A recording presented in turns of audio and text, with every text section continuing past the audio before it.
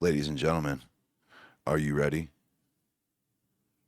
for another spooky and fantastic episode of the Near Death Diary? Let me hear ya. Oh, Let me hear you say it. I'm ready. That's right. We back, baby. Although I would have liked to have had some crucifixes by now. Yeah, well, there hasn't been much time since the last episode. I think it is important to remind people that Cody and I have been having some bumps in the night. That is a first. It's been happening since we started doing the podcast. I feel like a part of the story stays with us here. What do you think? I feel it. Uh, The stench yeah, of the horror. yeah, it kind of is staining our environment and our atmosphere. So we have requested that if anybody wants to send in to our P.O. Box, which is P.O. Box 264, Gloucester, Glouster, Gloucester, Ohio, 45732. If you would like to send any sort of crucifix or any sort of object of protection, things of that nature, we would like to have them here, especially because we plan on doing IRL content. That means in real life, where we are going to some of these spooky locations. We are lining the coffers. We are getting there closer and closer each day because of people like you on Patreon helping us out. Our Patreon is Deadeye Two Tongues 740. We're going to put that right here. If you would like to go and support some of your favorite podcasters and your favorite content creators, that is a fantastic way to do so, because that allows us to get out into the paranormal trenches. Mothman. Yeah, it looks like Mothman is going to be our first adventure, followed up by a haunted theater in Licking County, which isn't far from us, right? No, I think it's one county over. Yeah, it's not too far. So we got approached by a very, very lovely lady who wants us to come and do a paranormal investigation in a not so far away county here in Southeast Ohio.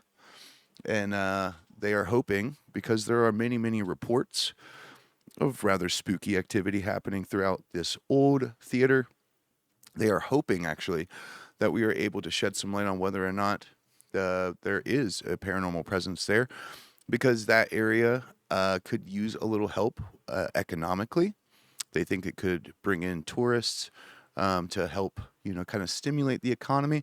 And that's what we're all about here, right, Cody? Right, Fog Gilly? We're stimulating. Yeah, right? I love to stimulate. We stimulate everything. Tell them the list of things we stimulate. You're going to love this. Yeah, there were manatees in Florida, and I stimulated several with just talking to them. Yeah, no And then the hands. dolphins, I talked to the dolphins. Yep. I said, "Hey, dolphins!" And they were like, almost got us arrested because you're not allowed to talk to the dolphins. "Yeah, it turned out it was just a dream." Oh, yeah. I hate when that happens. But yeah, I mean, we do stimulate a lot of stuff. I mean, we really do. But stimulating the economy of a impoverished area of our home state. Well, do I really have the hiccups? Mother. Well, I think we're good. Nope. But if you want to help us get there, once again, you can go to Deadeye Two Tongues 740. You can also go to our herbal supplement company that we have right here on this back here. It's Hellfire Holler. It's just hellfireholler.com. Use a lot of natural remedies and some well-studied plants and fungi that have helped me in my recovery since 2017 after a fella tried to end my life. If you're watching, buddy, I hope you're doing well. I mean that with all sincerity. I will say that till I'm blue in the face. I genuinely hope that you have a firm grasp on your goals and you're heading towards a better version of yourself. And I hope you get there quick. And just know that you have my love and I lend you my strength, and yeah, hope you're doing well out there. But otherwise, you could support is just going hitting that subscribe button, baby. You know, Like, subscribe, and notifications. Like, subscribe, and notifications. oh my gosh, don't you guys just love it when old Fog Gilly just busts into just some beautiful, beautiful ancient song from the Appalachian Hollers? That's one that our grandparents used to sing to us when we were in our cribs. I love that. Absolutely love that. Man, And passed down for generations. generations. And you know what our old Appalachian grandpappy and grandmamas did? They went and they hit the like button, they hit that subscribe button, and they hit the notification bell. Bing! They That's used what to they walk did. through 4 feet of snow up a hill Yep. to hit that subscribe button. Yep. That was back when it didn't take you a whole 3 seconds to do. Hopefully And soon we get some dry ice up in here. we're trying. I mean, We're dry trying. ice, Gilly, I guess. Right now, it's kind of on the low end of the old totem pole. Oh, is it? Yeah. 'Cause Yeah. I have a whole machine right here Yeah. that can That. just bust out fog. Yeah, we can just not have a future show because my one eye is so dried out that I That's careen what into the eye drops are for. Oh, yeah, it doesn't work. Drip, drip, It drip. doesn't work. It looks like a fucking Cypress Hill concert in here by the time we're done, and I can't see 3 feet in front of me, let alone drive 25 fucking miles tight. to my house. No. How would you like to starve to death? because- I'm doing that right now. Oh my gosh, your fridge is so full. You have so much ham. Yeah, And but that's for that's Yeah. slapping ham. you have That's not eating ham. That's slapping ham. So, for anybody who's following us on Patreon, you might know that I have recently possibly gotten Ham stuff that you'll only see on our Patreon, Deadeye Two Tongue 740. reminded me of the stories my grandpappy used to tell me when he'd travel through 4 feet of snow to go Mm-hmm. slap hams together for Yep. I remember whenever erotica it was story. remember when it was dinner time back in the day and we were done playing and all the neighborhood kids would boot scoot like to the old grandma's door, and she'd be slapping two hams together at the doorway saying, come and eat, come and eat. It was a commonplace here in the old Appalachians. So what we do on this podcast, guys, is we get your stories from the interwebs. So none of the stories that we will be reading today are from Cody and I. We give you guys a platform to have your story told to an international audience, and it seems to be going pretty well. Now, how do you get your story on our podcast? Well, first, you go through all of the motions. You follow us. You subscribe, you go and hit the notification button, you like and you comment on this video, and that allows the email to get through, obviously. And then you send your email to hellfirehollerpodcast@gmail.com. But yeah, if it makes it through our screening process, then we will email you back saying, hey, your story's going to be on the show. And we'll let you know so you can tune in, so you can be present, and you could join us in the live chat, which is happening right now. And guys, we are in the live chat. We show up. We participate. We want to let you guys know that we love you. So we come down and we party with you guys every Friday and Monday at 8 p.m. Eastern Standard Time. We party with the Puckwudgie.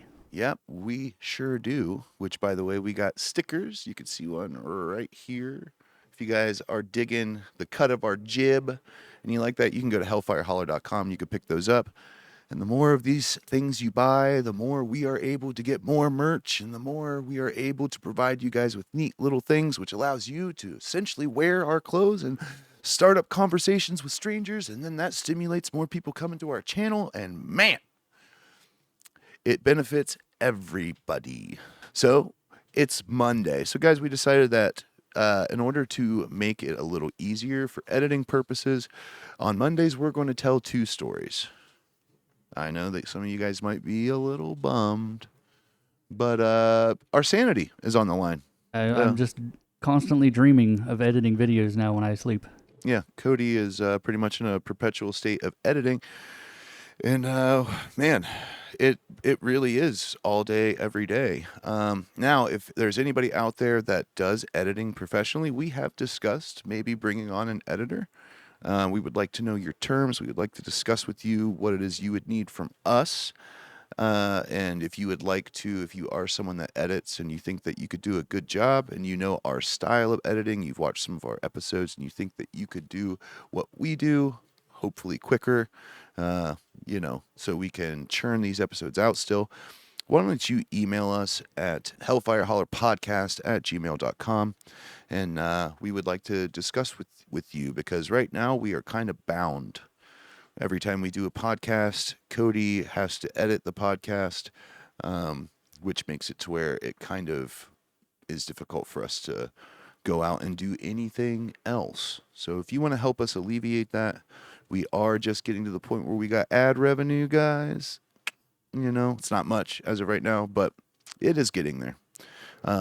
Lastly, if you guys could, how about you share our podcast with maybe some of your spooky online Facebook forums and things like that? Hey guys, you guys might really like these dudes. If there's any like Facebook, cryptid groups, ghost groups, paranormal groups, haunted groups, if you want to share our story on there, maybe they'll pick it up. Maybe a lot of people will start entering. And yeah, so that would be much appreciated. And if you're in the live chat, hello. We love you very much. Oh, look. Timmy. Oh, fuck, Timmy. Look at them all. Oh my gosh. Hi. Hi, guys. Oh, hey. Yeah, I see you. I see you. So let's dive into our first story. Now, this one is sent in by a Mr. Travis. Travis M. And this one's called The Swamp. A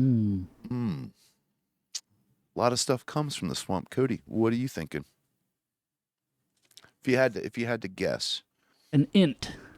An int. So like a tree person. Tree person with a bunch of moss on them.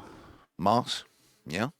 Well, I am hoping, because we've had a skunk ape, notorious for coming out of like the swamps and like the Everglades, I'm hoping maybe we get a frog man. Frogman. Ooh.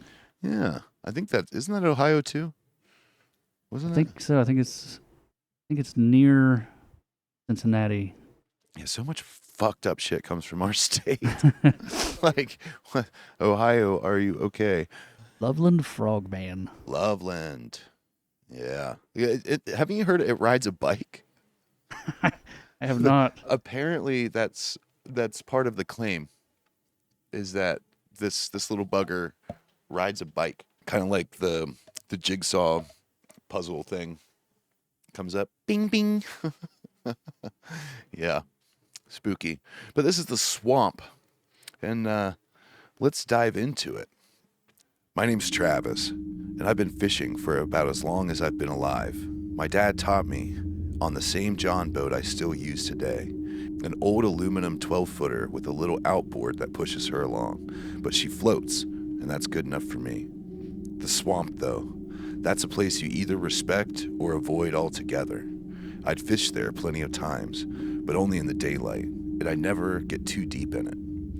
You hear stories, things people chalk up to gators or catfish, the size of Volkswagens, but every once in a while, you catch someone looking at you dead serious, swearing they've seen things out there. Yeah, I know that all too well. Yeah, it seems like every single lake you go to, there's some scuba diver that's seen a catfish the size of a Volkswagen down there. Yeah, my grandfather was an underwater welder who was working on the bridge that goes between here and Parkersburg, I do believe. I believe that's the case. And he fucking quit. He said that he, was down in there, and he said that once he got towards the bottom, that there were bottom feeders that could swallow him whole. Mm. And is the Ohio River? Is that what yeah. There'd be 100-pounders in there, easy. Yeah. If they haven't been taken out by pay lakers. Yeah. Which should be illegal. Right. But, it is pretty much enucleated. It's definitely now, yeah. Yeah, there's so it's sad. This happened to me back in September of 2019. I had a long week and I wanted a quiet evening, just me, the boat, and some catfish bait. I launched from the little country dock around 5, sun still hanging high. Water was flat and still. It was perfect. Man, this is like, Perfect. Fun. this is giving me like a, yeah, Yeah, that's yeah. I tied off in a channel, dropped my anchor, and I got to work. Yeah. Yeah, we got to get on the lake, man. We have to. Me and Cody started doing all of this social.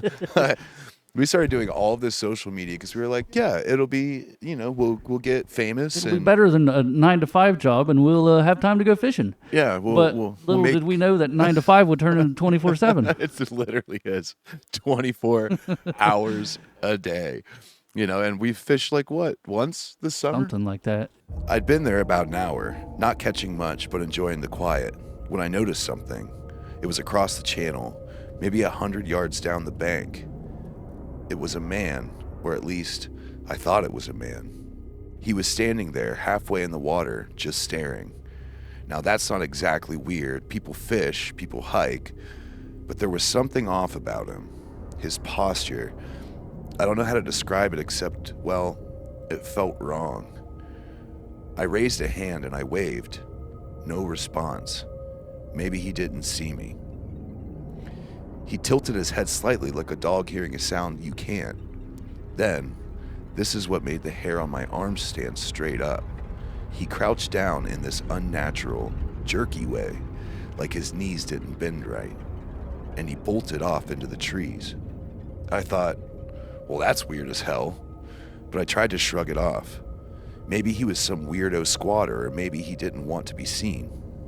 Whatever. For the next couple hours, there was nothing strange, just frogs croaking and mosquitoes buzzing in my ears. Then I started noticing odd sounds, a lot of splashing, but not like a gator, not the slow push of a turtle either. This was deliberate, like something walking in shallow water, pacing all around me, just out of sight, behind me in the trees. Every time I turned, there was silence. Getting stalked. Did this say where it was exactly? No. We'll have to get. But you mentioned gators, yeah. So gators, kind of so down we- south somewhere or something like that. Yeah, we are either in the bayou, or we're in maybe the Carolinas. Maybe we're in Florida. Maybe we're in Alabama. It's really creepy. I've had a couple Mississippi. instances where you're fishing, or where I'm out fishing, and there's just people that are like, I'm like way out there, and then all of a sudden there's people. Hold on, your audio went real weird for a second. What did it do? It was like super weird. Okay. I heard that up on the. Mm. We could use some crucifixes. I'm like, Yeah. And if any of my native brethren out there wants to send some white holy sage, that would be awesome. I have a feeling we need some something with a lot of oomph to it. So. but anyway, yeah, I'd be out fishing. There's a couple times where I'd be out fishing, and there'd be like, I'd park, there'd be no cars, there'd be nothing.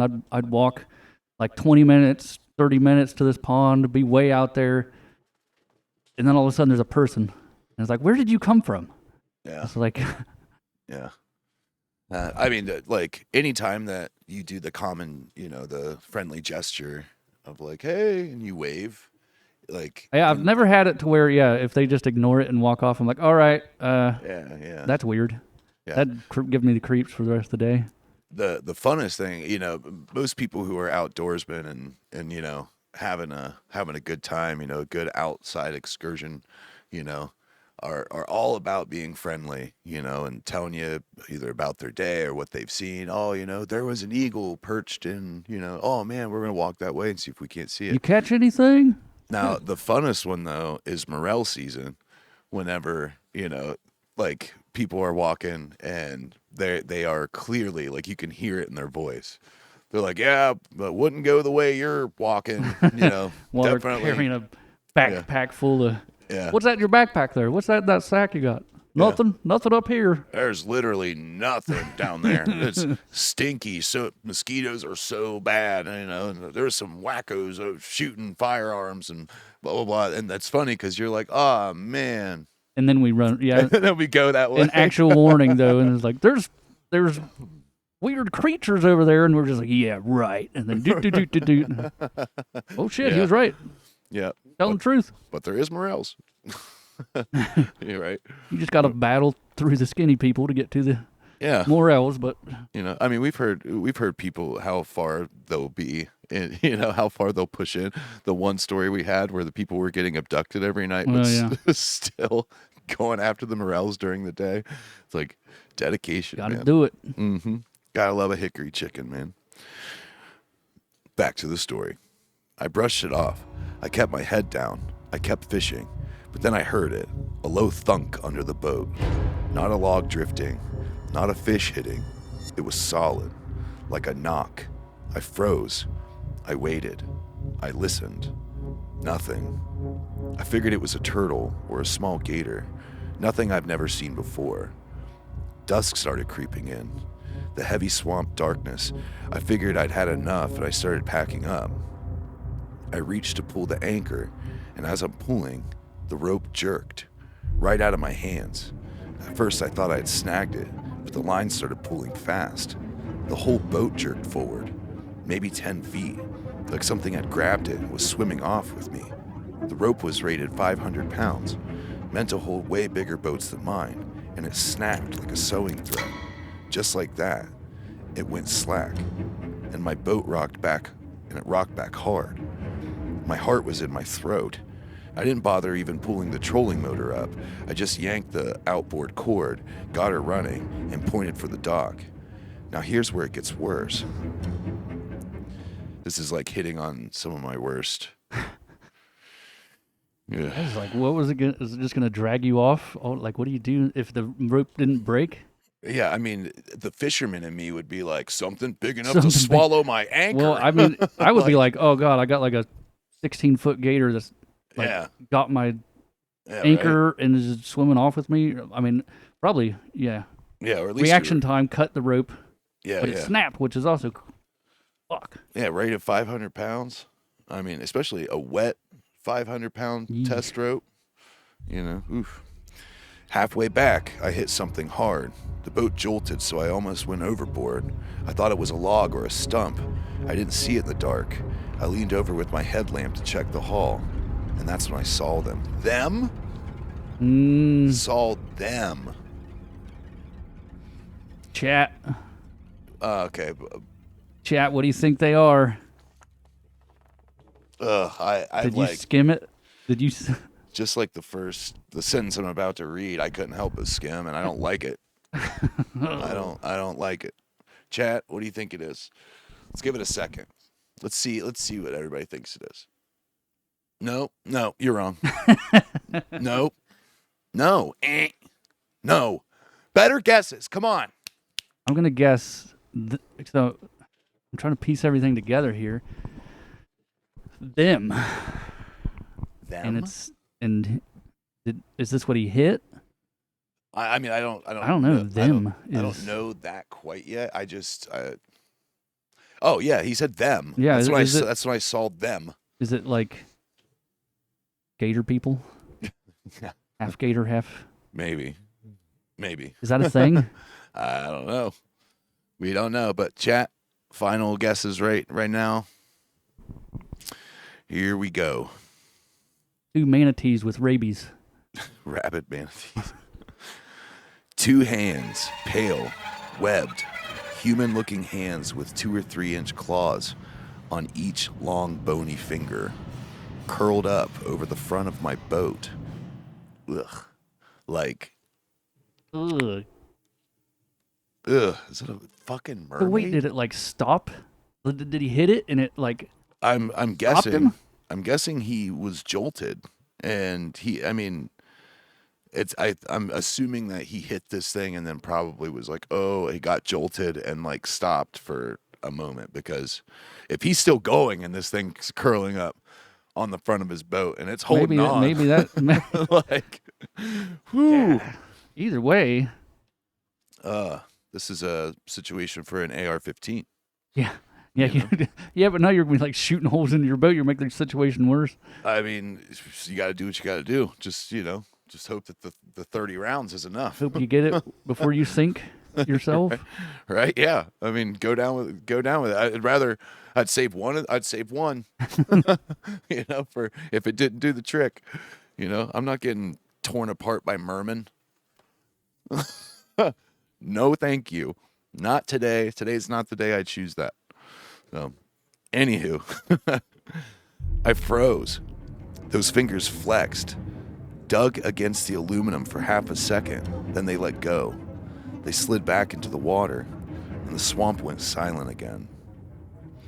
I didn't even breathe until I was halfway back to the dock, wide open throttle, praying I didn't hit another stump.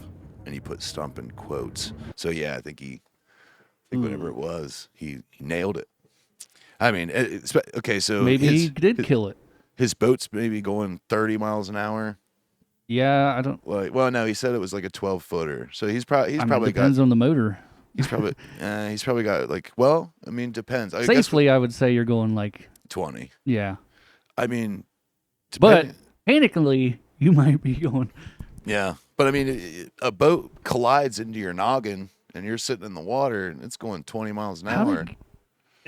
And then he said them, so there's multiple. There's got to be multiple. He said them. I thought the them was the hand. I thought it was two hands is what them was. Possibly, yeah. Those 6 hands come up from the boat. I'd be like, hell no. God, we got 6-legged things and 6-armed things. Nope. When I finally reached the dock, I jumped out before the boat had even stopped rocking. I tied it up and got in my truck. I didn't even load the boat onto the trailer. I left it there until the morning. I haven't gone back to fish that part of the swamp since. Not because I'm scared of gators or snakes or even other people out there. I'm scared because those hands weren't human. Sometimes I think about if it had pulled itself all the way in. I imagine what the rest of it would have looked like and what it would have done to me. Thank you for reading. I truly love your podcast. Hey, thanks, man. Dude, that's creepy. That is creepy. Notice he said he didn't fish that part of the swamp anymore, but he still Yeah. I mean, he's probably at that part of the swamp. 5 minutes down the road, I'm like, I'm probably safe here. Yeah, he was probably at that part of the swamp because it's the best part to fish. You know how unshakable you become whenever you got, massive bass hitting your line every, 10 minutes. It would take I got some sweet spots that like it would take an experience for me to not go back to. Yeah, absolutely. I mean, chat, who guessed it? What do you think that was? I don't know. I think, the human mind is a very powerful thing, and like much like, we can take certain things that bend and change our perception, like of the world, like hallucinogens. I think that under stress and under tremendous pressure and fear, the human mind can in fact manifest things. Could be like your worst fear. It could just be like a fear. It could be the most like reasonable thing at that moment. Like who knows, but I think your mind can in fact play tricks on you, and it could be that. So are you thinking he just hit someone swimming out there and ran him over? Oh my God. Let's hope not. Let's hope that that's not the case. I'm just trying to piece everything. He said he saw, it was the fingers were webbed and clawed though. He saw something that was either a person or something earlier. He said 100 yards away. Yeah. I mean, that could have just been a person. But then that creature dipped into the wood line. Yeah. Like maybe he was just surrounded by cryptids. That's what I was wondering too. Cause like something pulled on him, but then if he's going across back to the thing, like it got in front of him and got hit. Well, I mean, if it said it had webbed fingers, so I mean whatever fast. this is could probably incredibly adapt to swimming and underwater swimming. Creature from the Black Lagoon. It's like Abe from Hellboy. The fish guy. Yeah, Creature from the Black Lagoon, same almost. Yeah. That's creepy though. Yeah. Not to mention, like, whatever this was, that was like menacing. Like that was Like whatever it was could have pulled itself right up into the boat. Instead, it was just like, "Hey, I'm here." I feel like you it know, had a. concussion. Yeah, he smacked it pretty good. it's like it's like the friendliest creature, like aquatic Here's creature. your Like, anchor. I'm sorry, I yeah, accidentally snagged it, and I was gonna bring it back, but it just sinks to the. Ooh, my head. smashed its teeth out. It's like concussed as fuck. Yeah. Uh, who knows? But that is spooky. Anything underwater in like the world of unknown, like so around here, pretty much all of our water collections, Stroud's Run, we have Burr Oak, these areas were man-made, and in a lot of cases there were towns and there were cemeteries and buildings and things that they didn't bother to. They evicted the people. They eminent domained it, I'm sure, and then they were like, "Well, we're gonna flood this," and they flooded these areas. Like for me, things are spooky. Like you have an old abandoned, you know, uh, asylum here in Athens. That's spooky. Walking around it, totally spooky. My fear is you're swimming and 30 feet below you is like an insane asylum or like an old church or old creepy hospital, but it's just underwater. It's like whenever you take things underwater and make it dark and spooky, and you have the lore and the history of it and everything, that is like one of my kind of irrational fears. I think it's Bugaboo. irrational. It's just spooky. Everything's spookier when it's in the dark, mist of silt and mud. It's just That yeah, creepy. you're swimming and you can't see your feet, and something touches you. Yeah. Yee. Yeah. Now I'm used to, having, like the bluegill or bluegale and everything like come up and like snag on me and, like take little pecks, off me, Fuck. you know. Yeah, like you're The just fucking sitting bluegill you swimming with? Where are you swimming? like Lake Hope and stuff. Like, you sit in the water long enough, they'll come up and they'll like kind of peck at you and, like test you out, Them's you know. piranhas. These aren't piranhas. You don't have piranhas. Although I do believe there was Sounds like you're trying to you like just sitting in there feeding them yourself long enough. You're gonna cause them to. I They're gonna think taste for it. I, they don't have the capacity to They eat they could you. do enough. You get a Oh my swarm of gosh. them. This you are not doing this to Peck it. fucking bluegill. Like, you're not. Like it's just Just to make they're not suddenly going to be a terrifying fish. Like they're not. They're cute, and they're tasty as fuck. Bluegill tails. Oh my god, it's the best part of them. Best part of a Bet you bluegill. get enough bluegill, they could do some damage. Yeah, well, they're not piranhas, but now we need to look this up and see. And if we do, we will leave this in not edit it out.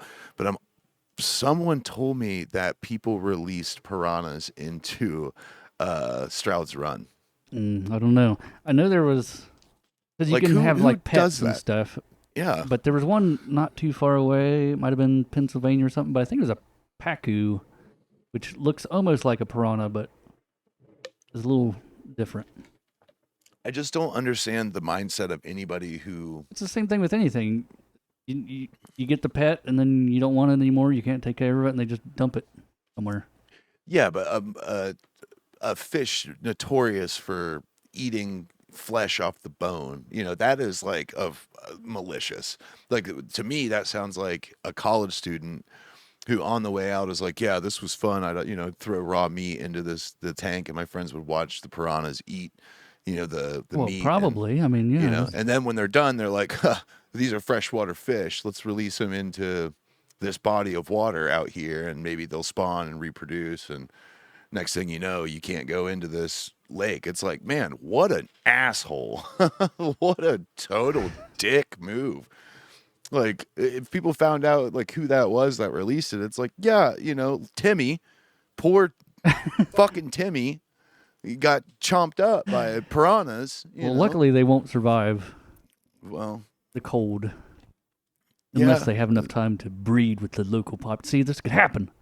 Oh yeah, and The all of a sudden, bluegill piranha hybrids it's- roaming the waters yeah, in southeastern Ohio. yeah. You heard it here first, people. I think it's funny because like ever since I was a kid, I always thought it was bluegill, and it's just like stuck with me like my whole life. Like I know it's bluegill, but I can't break the years of like hearing bluegill. I never had that problem.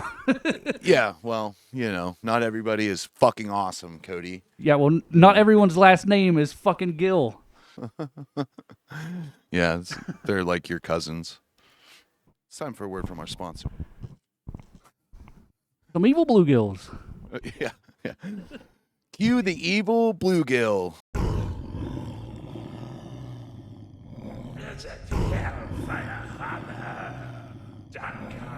Thank you, bluegills of death. We really appreciate you, and thank you for supporting our products over at hellfireholler.com. We really appreciate that, guys. Beautiful little fish. We will get to you soon. We're going to get on that lake. Yes, we are. We actually have some content planned where Cody and I are going to bring our it's a eco and solar generator, and it will allow us to power a great amount of electronics. We're going to bring a flat screen out and the Xbox and some lights and stuff, and we're going to go out on the boat and we're going to catfish into the wee hours of the night and play zombies. The good old Call of Duty 2 zombies, because, we're old school and we can't afford new things yet. But we might be able to if you guys go support us at Deadeye Two Tongues 740. We're going to put that right here. You guys can go and subscribe to one of our tiers or make a monthly donation. It really helps, guys. If everybody even donated $1, we would be in a pretty good standing. And it really, really helps us grow on the platform, makes things a little easier for us to plan, schedule, and get where we need to be. And also, you can support me and Cody at our other socials. We're going to put those right here. Deadeye Two Tongues and Fog Gilly. You can go support us over there. We do make a little bit of scratch off of TikTok every month, but not much. TikTok has essentially thrown all of its creators to the wayside in the legal struggle that they've been going through. No one knows the fate of TikTok, whether or not TikTok's going to stick around. But there I have earned nearly 600,000 followers, and kind of sad. I'm sad if it's going to go away because I've worked so hard on it. So why don't you do me a favor and help us build up our platform here so we can keep in touch, guys. Chat, how we doing down there? How's everybody doing? Let me hear hell yeah if you guys are enjoying your time here. This is our 14th episode. The guys who have been there from day one, we love and appreciate each one of you guys, and we love our amazing patrons. So, that being said, Cody, what's your takeaway from the last story? Spooky. Yeah, yeah, it was. I don't like underwater spooky stuff. I don't know. Do you think it was in his head? I don't know. He said that he didn't stay on the water very late ever.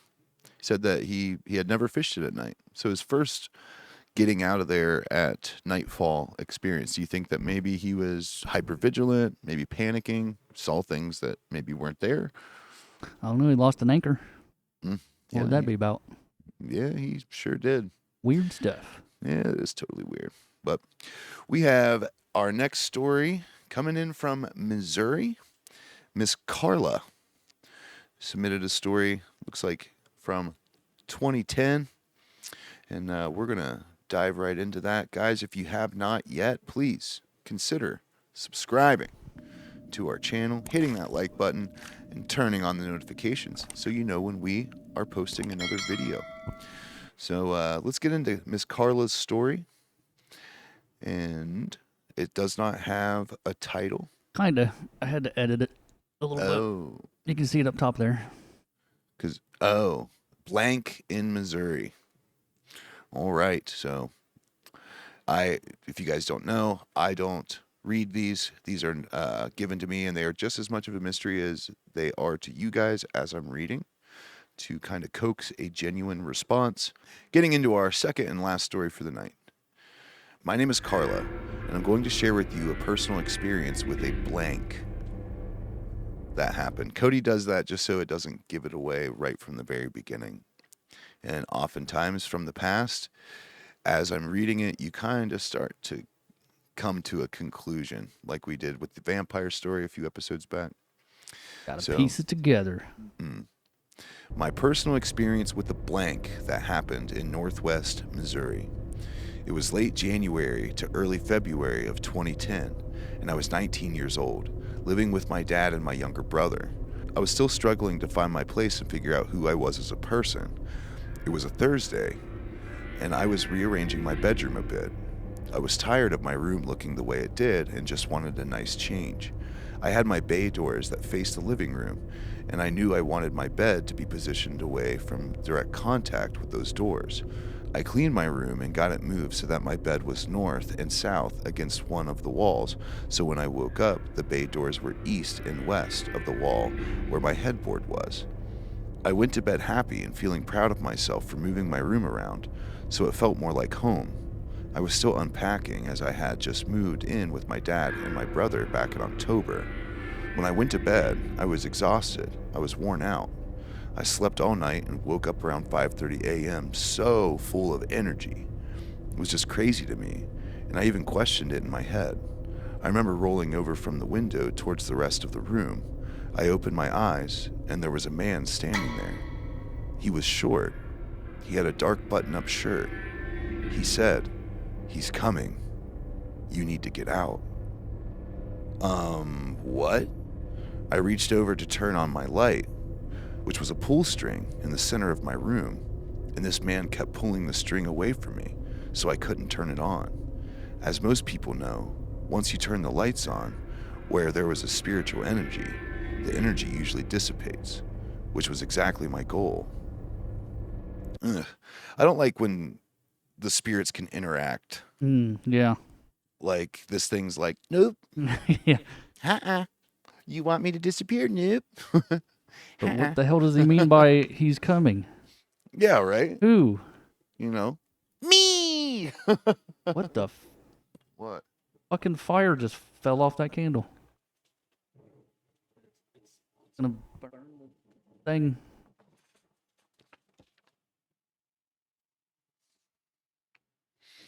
We have fire escaping.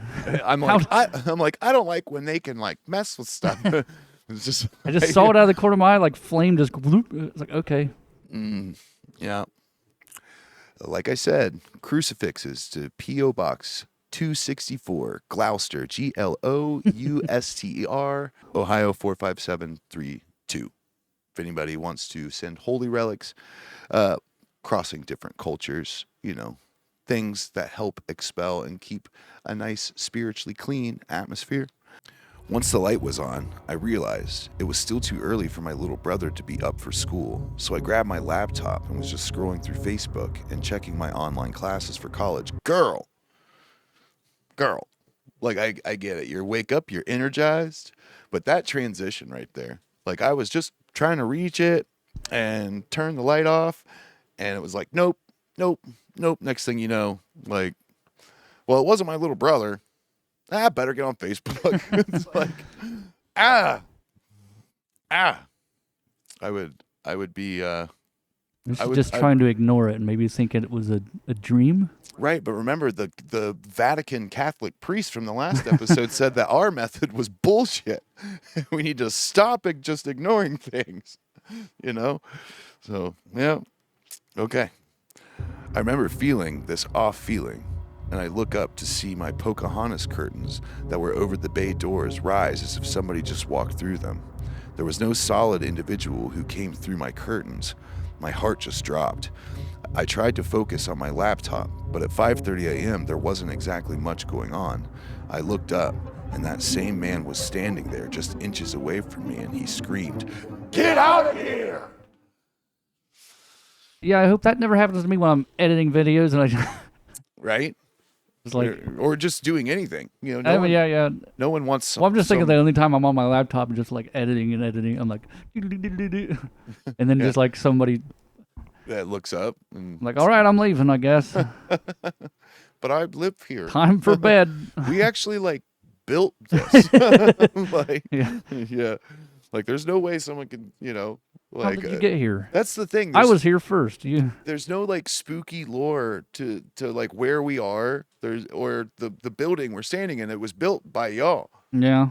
and then we started building the inside, Yeah. Well, So it's not like there's some creepy lore to it. So it's got to be like the bleed over from what we're doing. it's what we brought in. Mm. But we're trying. Now the next part was told to me by my little brother and dad because I don't recall a single moment of it. Man. No. My brother, 17 years old, said that his alarm went off and he got up to get ready for school as usual. He went to let the dogs out, and when he walked into the living room, he said he saw my bedroom light was on, and that was out of character for me. He said before he even walked into my bedroom, the hair on his neck was standing up, and he knew something wasn't okay. He walked in and looked over at me to find me sitting on my bed, cross-legged and rolling back and forth. One very important detail to know is that I have hip dysplasia, so I can't sit cross-legged. I've never been able to my entire life. He said, "Hey sis, are you okay?" And I lost my shit. He said I started bawling my eyes out and kept saying something about a man but couldn't find the words to tell him, almost like I was fighting just to speak to him from my own body. He said he helped me up and off of my bed and walked me into the living room. He opened all the curtains, all of the windows, so it was nice and bright. He also turned on the TV for me so that there was something on. I don't remember any of this, not a single bit of it. The next thing I do remember was sitting on the couch, cross-legged and still rocking. I look over to my left and my dad's propped up on his arm and laying across the other part of the sectional couch. He said, "It's about time you say something. I've been trying to talk to you and you wouldn't say a damn thing to me. You really shouldn't be doing drugs if you are going to act like this." I was so confused. I looked at the TV and Steve Wilkos was on, which meant it was after 11 a.m. How long had I sat there before I came back to reality? How was I sitting cross-legged? I had so many questions and I had zero answers. I told Dad that I wasn't all right and that something happened this morning. He insisted I was on drugs and told me to quit it. Yeah, no shit. Can you imagine? Just your body's taken over by something, and someone's just like, Yeah. stop doing drugs. Yeah, right. Like I didn't. I don't know what happened. And like so nonchalantly too.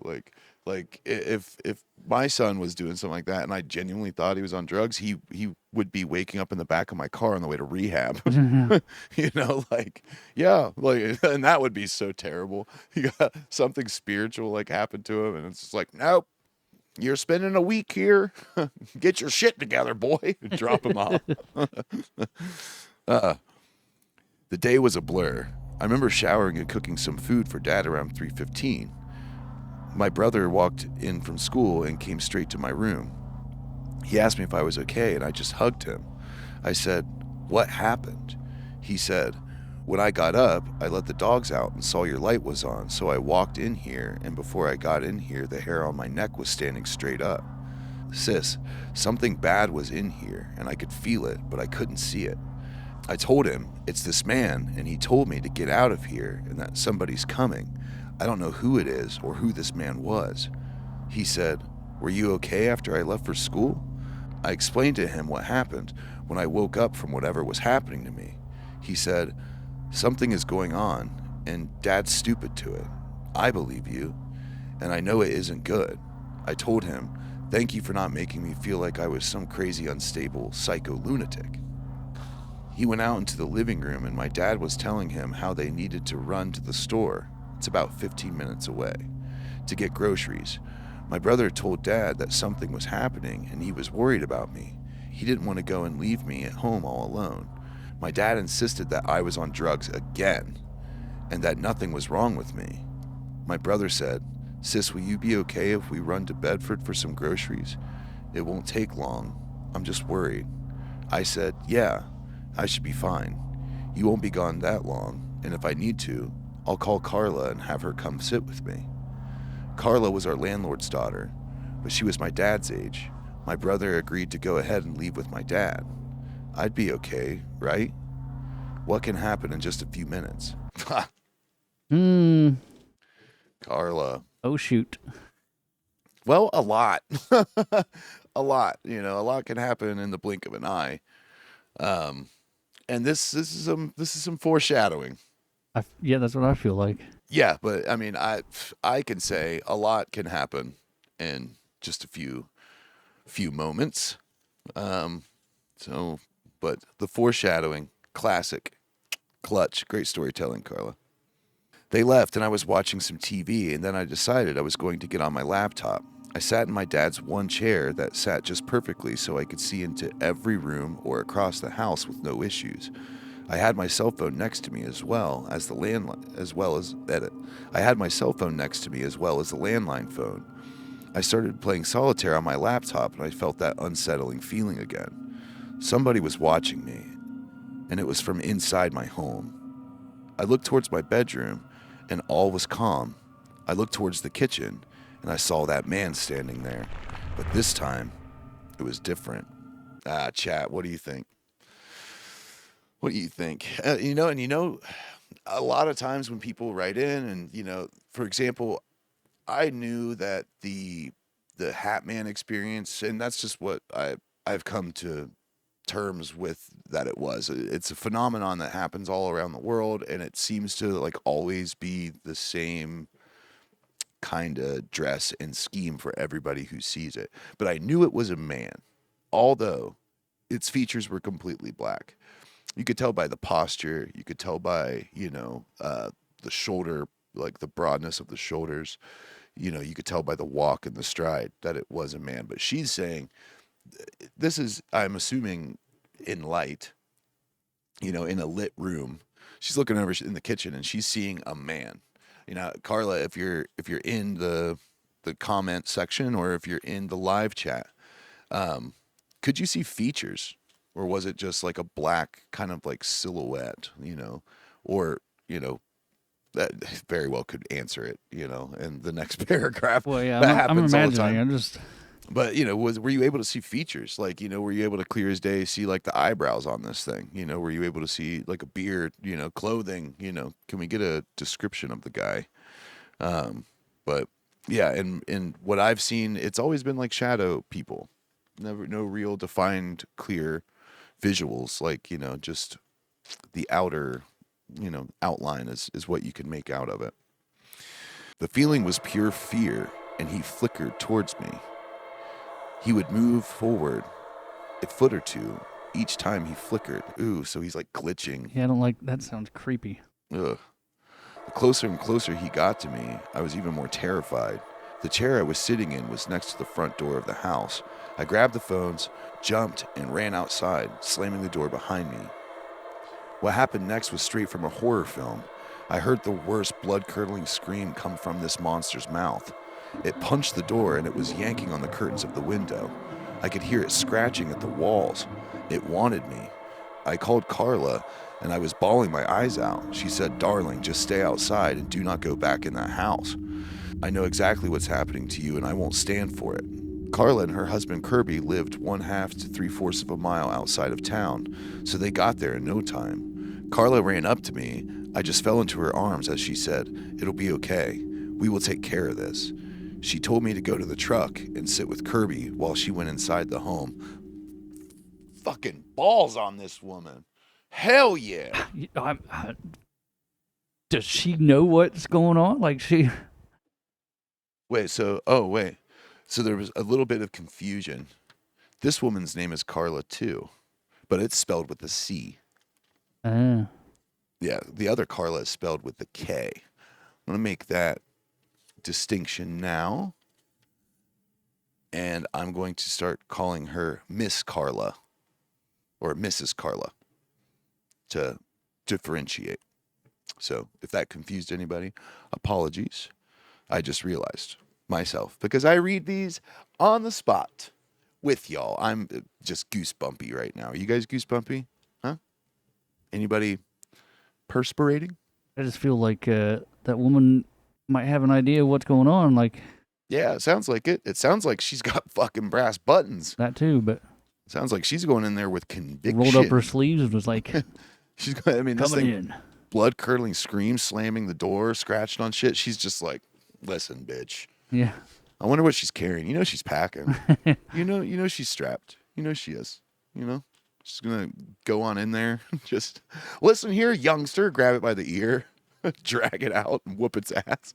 Put it over her knee. It's like, thanks, Mrs. Carla. He won't bother you anymore. I done thumped him. Anyway, she told me to go to the truck and sit with Kirby while she went inside of the home.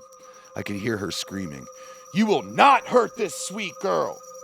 This is her home, not yours. Leave her alone. You are not welcome here." Being a boss bitch, just getting shit done. You know, I'm waiting for the roaring comeback and the tussle. You know? Hopefully not. Hopefully that's it. She comes out just like black and blue, scratches and stuff, but she's got it in like a bottle. She's stuffed him in there. Ew. I just got a gust of cold wind. Guys, crucifixes. It's got like a chill.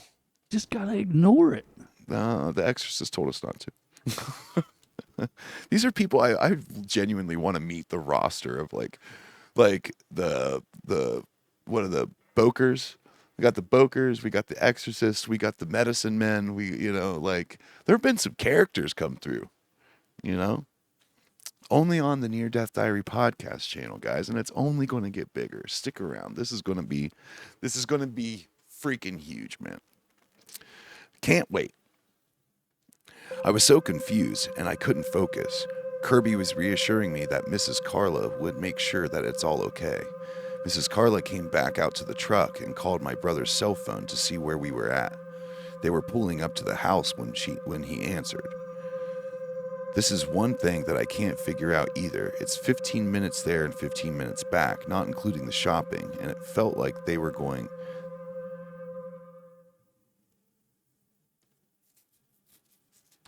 Something in the ceiling.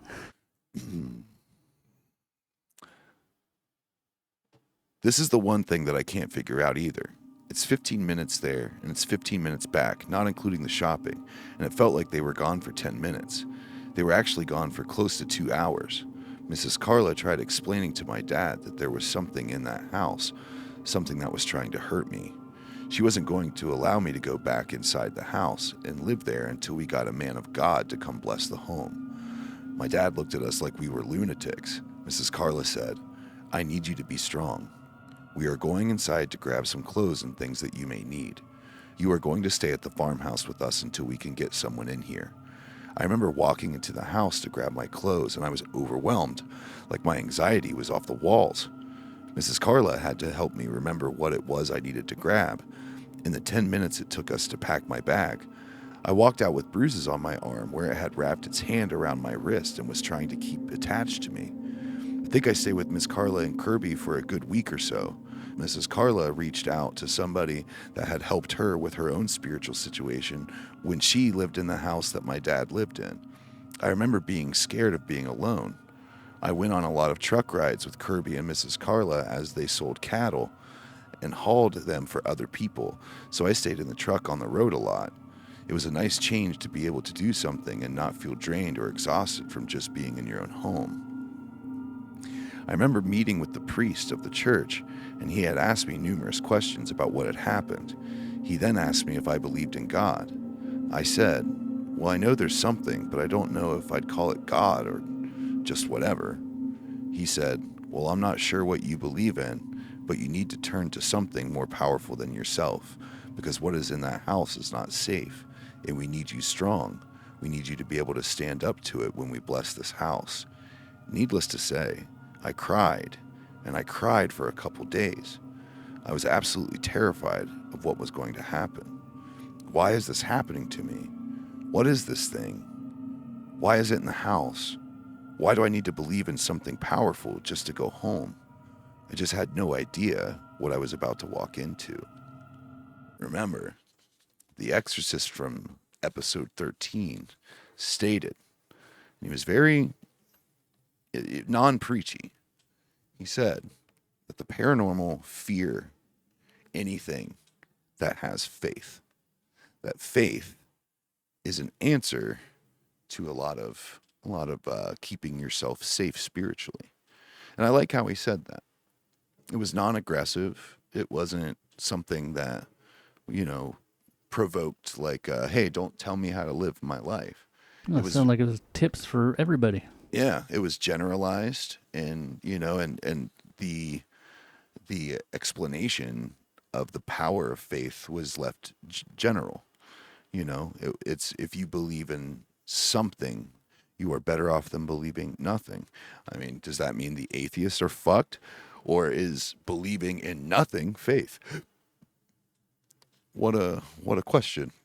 But stating that you need to have something more powerful than yourself, you know, that is you know the like people who believe in like Luciferianism, that they essentially, like, I don't know if they actually idolize the devil.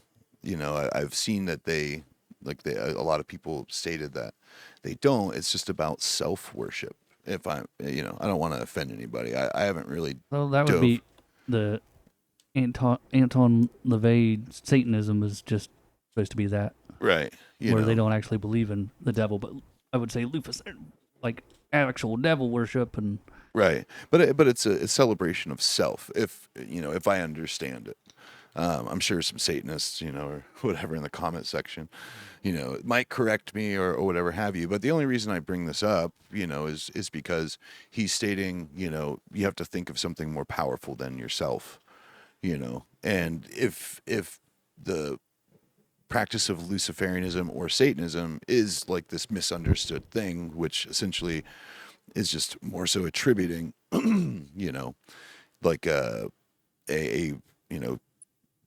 you are powerful, like you are capable, or however, which I've heard people explain. Keep in mind, I'm not going to be somebody that tells someone that they're wrong. I am sound enough in my own spiritual belief.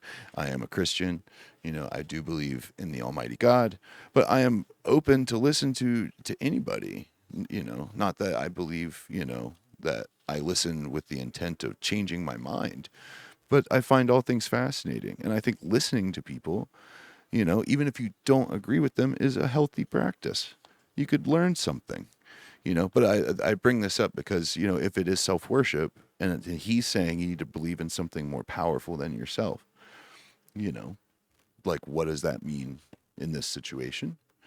You know, or does believing in oneself to such a degree give you like all the repulsion to that negative spirit that you need? Who knows? Who knows? But if there is a Satanist or a Luciferian practitioner in the comment section, I would like to understand.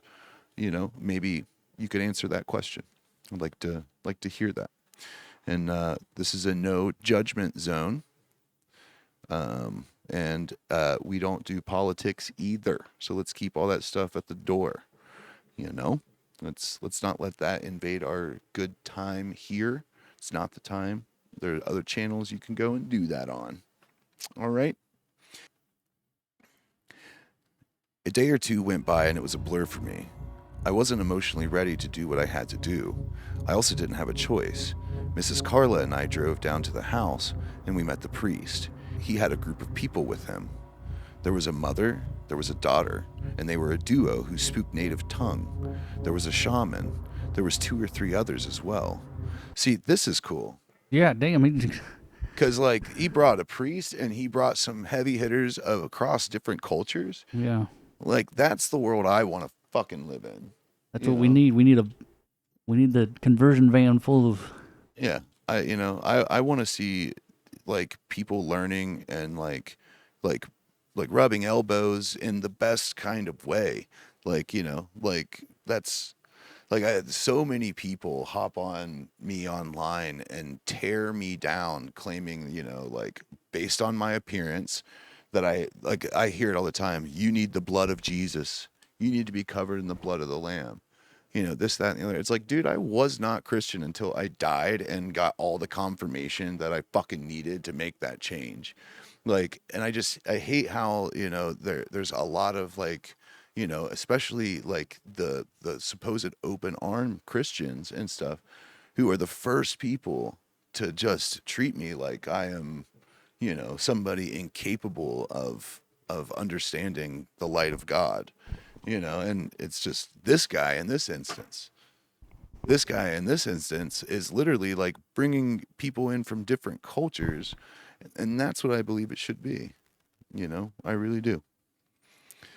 No matter what happens, you have to stay strong. You have to let it know that it can't have you. All I could think was, yeah, no fucking problem. We went inside and Mrs. Carla stood right next to me. I had a cross in my hand. My dad and brother sat on the couch, and the priest said it was important for them to be in the home as it could have been linked to them in some way as well. My dad still thought I was on drugs. Like, come on, Dad.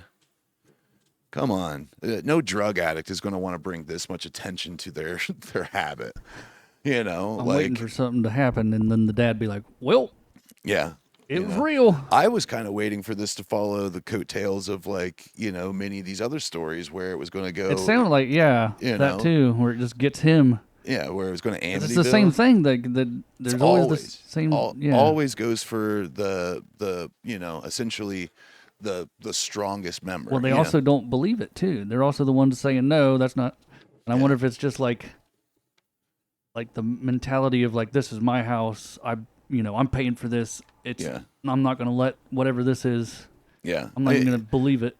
I mean, and those stories do typically happen where the male is like attacked, and he is like brought down to like a weakened state where he is, pseudo possessed or full blown possessed, or what have you, And I always like question like, and I think that taking over the male, who is typically more physically imposing, allows more damage to be done. But I also, and I don't, this is my personal belief, I think that women have a little bit more of a spiritual tolerance in a way because they incubate a child that has a soul.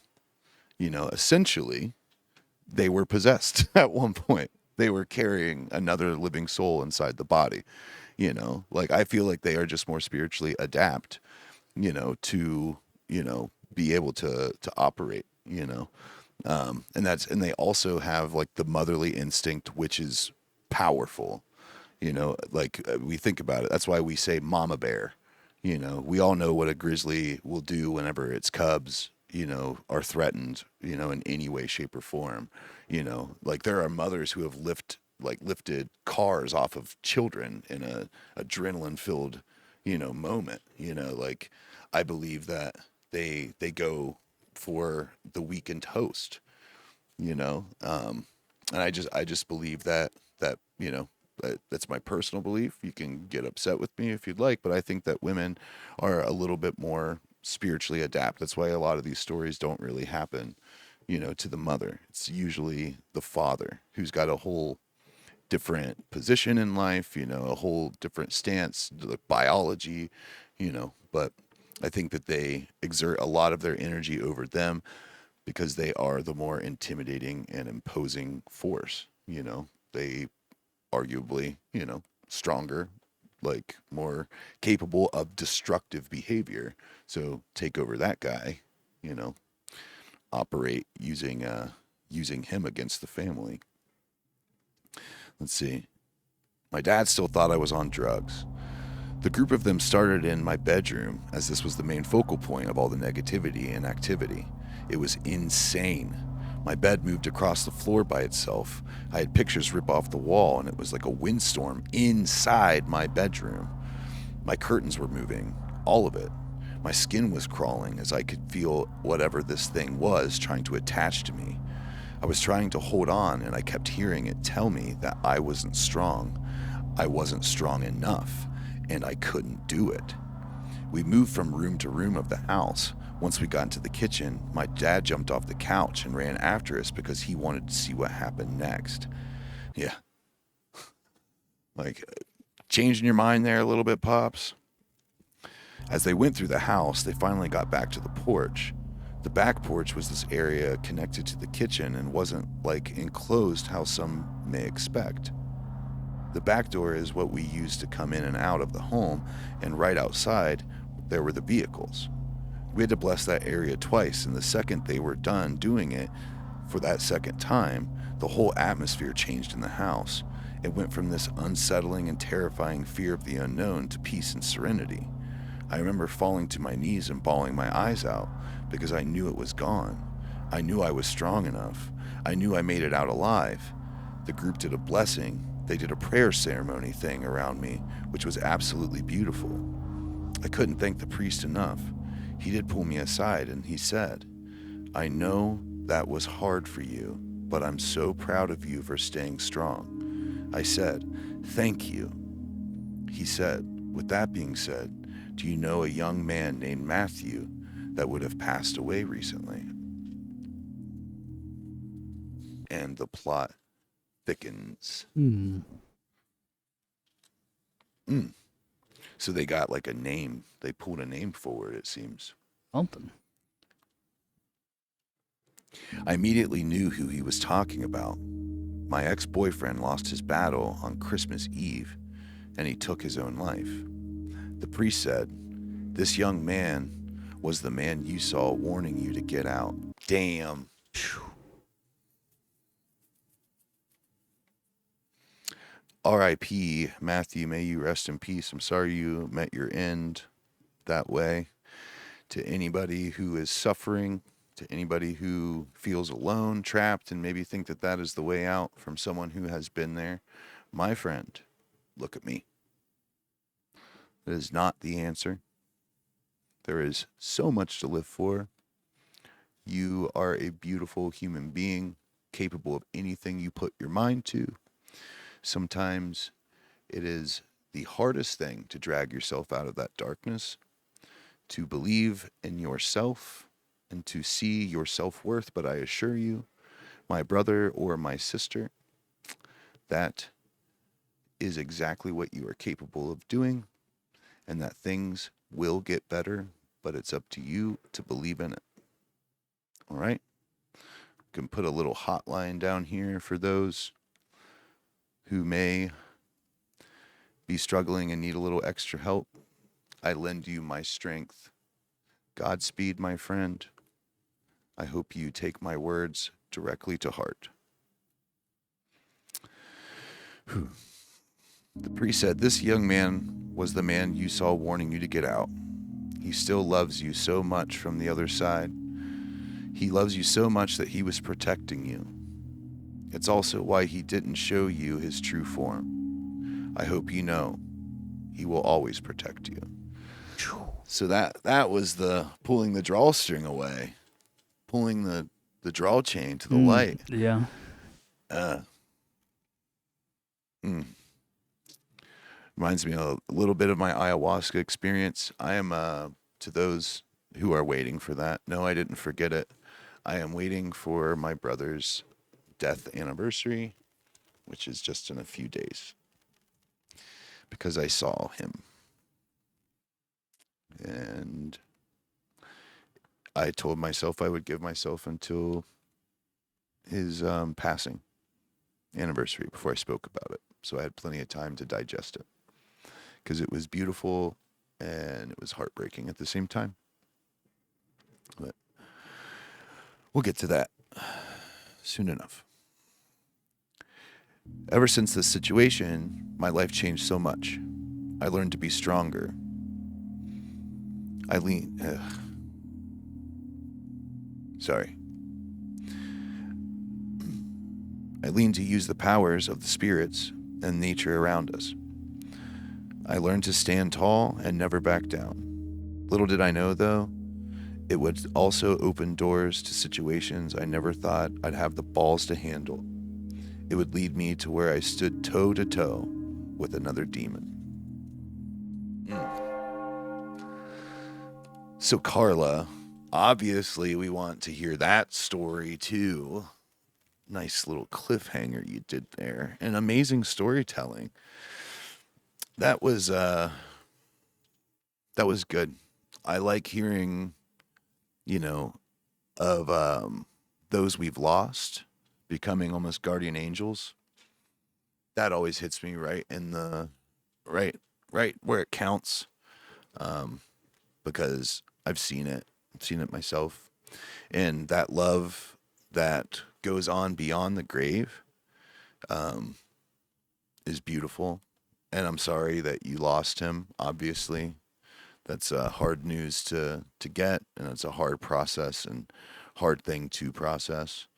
Um, but it's incredible that you had a real serious issue, something beyond the veil, something from the void coming to siphon and pull your energy, and he stood between, um, which is about as romantic as you can fucking get. Yeah, it's like a You know? Yeah. So obviously you're going to be writing in again, and I hope everybody encourages Carla in the comment section and also in the live chat right now. Which Carla, I hope you're participating. Hope you're taking place in that wonder what the live chat. catalyst was for that though.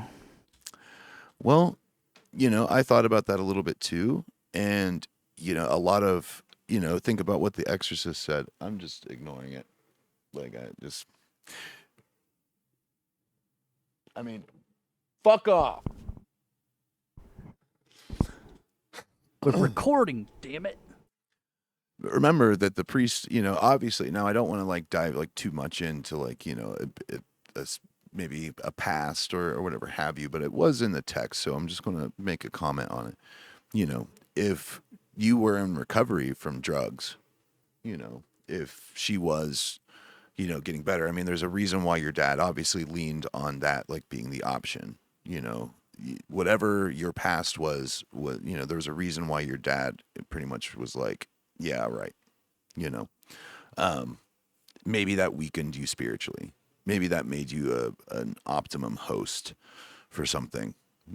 I believe that we have a psychic field and a psychic energy that surrounds us, that allows us to not let things permeate through. I believe it's weakened whenever we are in a state of depression, whenever, spirits, think about it, alcohol, vodka, rum, whiskey, they're called spirits for a reason. They diminish your spirits. It does. It's a poison. It does, in fact, tear you down.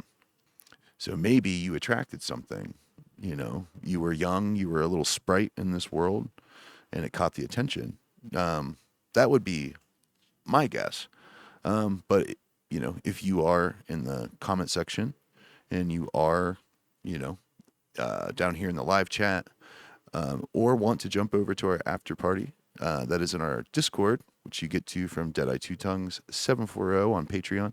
I'm sure there's a lot of questions that people would like to ask. I, for one, would want to know if the entity had any sort of defining features or if it was just like a black mass.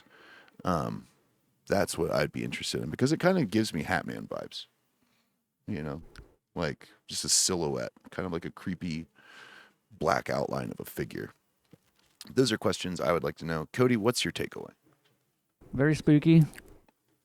It's awesome that the priest showed up with help Mm-hmm. from hitting it from all angles, whatever could be, Yeah. and that he found out that you had like a guardian angel. Yeah. Yeah, that's beautiful. I mean, terrifying all the way up until, the revelation of safety. Yeah, But yeah, I and mean, then hopefully, and also don't keep in mind what she walked away with, which was essentially like a boosting of ego, but in a good way, and walking away with that, feeling empowered, is an incredible takeaway, especially like after your dad pretty much like hit you below the belt, like drugs. Like I've always strived, especially for my father's approval, because I respected my father. I respect my father to such a degree, and if he were to say something like that to me, that would take the wind out of my sails, like in a very unhealthy and very painful way. So I can only imagine, and I don't know your relationship with your father, but I know the ideal relationship we want to have with our Father. But a great story, and it looks like we're going to have a part 2 because of that. If Mrs. Carla is still around, Carla, give her a big hug from the Hellfire Holler Boys, because that is the type of just hardcore, gravel and grit like woman that, I look up to.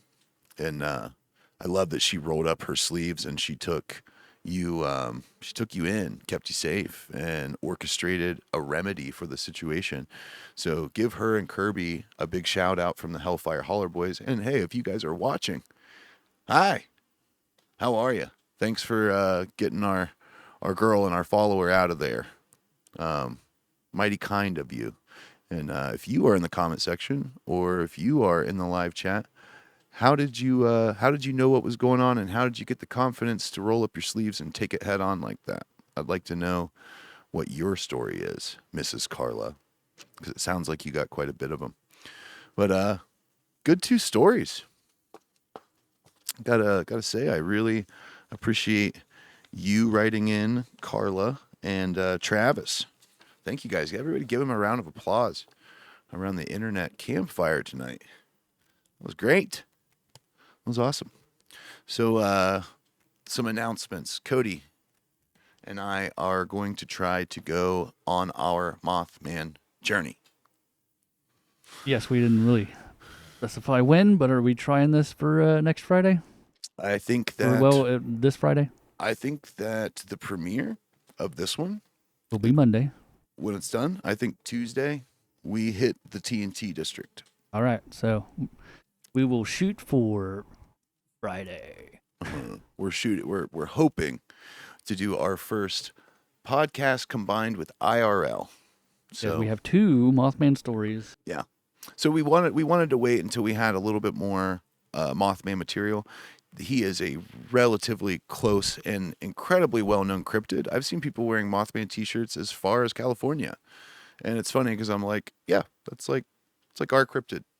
Like Well, did you know that prior to the Chernobyl explosion, there was sightings of a they said it was a no-headed winged creature, ah but there's also depictions of Mothman almost having just yeah almost like the big shoulders with the big eyes there. yeah the eyes are like kind of planted And in yeah, some are to the wondering if it was something pectoral area. because he's always almost been like a precursor to catastrophe. Yeah, that's what a lot of people say, that he is an omen or like a premonition, like Yeah. that upon seeing him that you can rely on bad things to happen. Which is spooky. And then there was that whole movie, was it with Richard Gere? Wasn't it? Yeah. Yeah. Now I've seen some other stories and things with Mothman.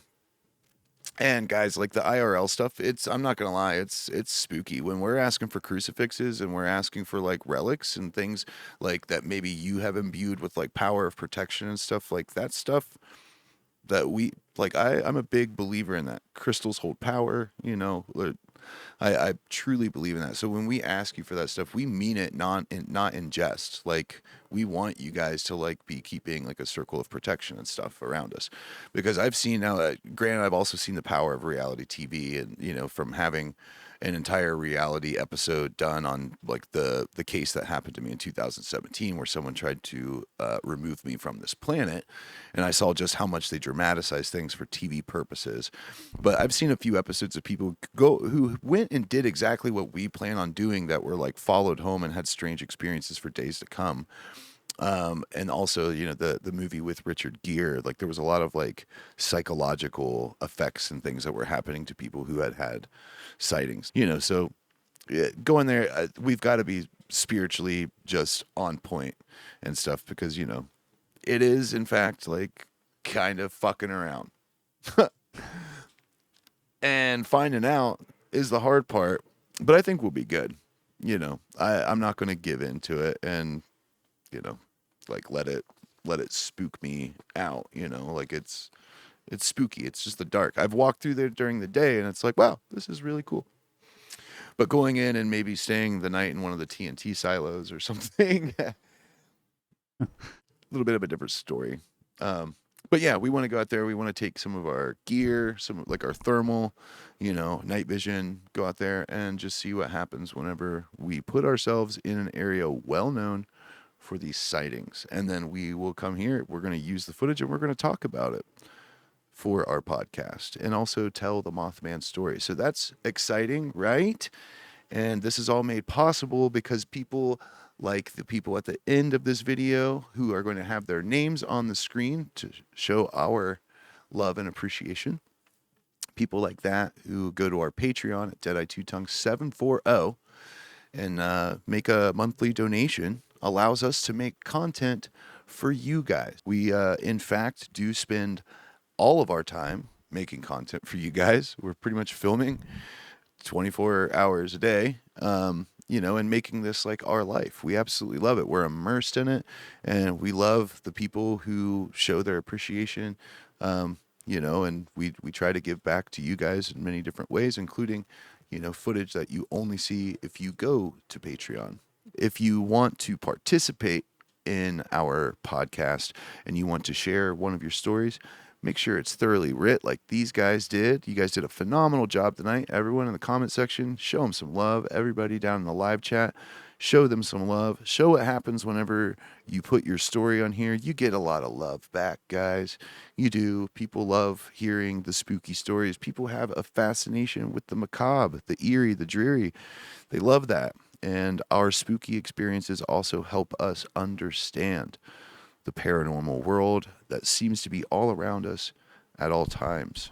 So that was the idea for this channel. It was to understand a little bit more about the paranormal and what happens to us when we pass. And that's, if you guys want to write in about a near-death experience, like I've had, that was episode 1, talked about my near-death experience. If you want to go check that out, we would love to hear about that as well. That does fall right in line with the spiritual and all kind of spooky, to be honest. It is spooky leaving your body, let me tell you. You can go and you can write in, you can submit your story at hellfirehollerpodcast@gmail.com. And also, you can also follow the other work that I do here on the YouTube and other streaming platforms with the To Be Better podcast. I do another show with Chris called Voice of the Broken. And we are going to be picking back up on that and doing more episodes for you guys. But Cody, all of that being said, do you have any closing statements? We will see you on Friday if we Friday. survive Yeah, if the Mothman. if you guys want to know that we survived, go follow us on Patreon, Deadeye Two Tongues 740. We love each and every one of you guys. We can't show our gratitude enough. We will tell you until we're blue in the face that you guys are the literal, umph. You are the only reason we're making any sort of headway. It's because you guys participate. It's because you guys show up. And it's because you guys show your love. So let us show you some love back by us saying thank you for everything that you do for us here on the podcast. Thank you for everything that you do for our families and the people that we love who directly depend on us. And let me say this one last thing. I hope you stay spooky. I hope you stay strapped. And I hope you stay wild.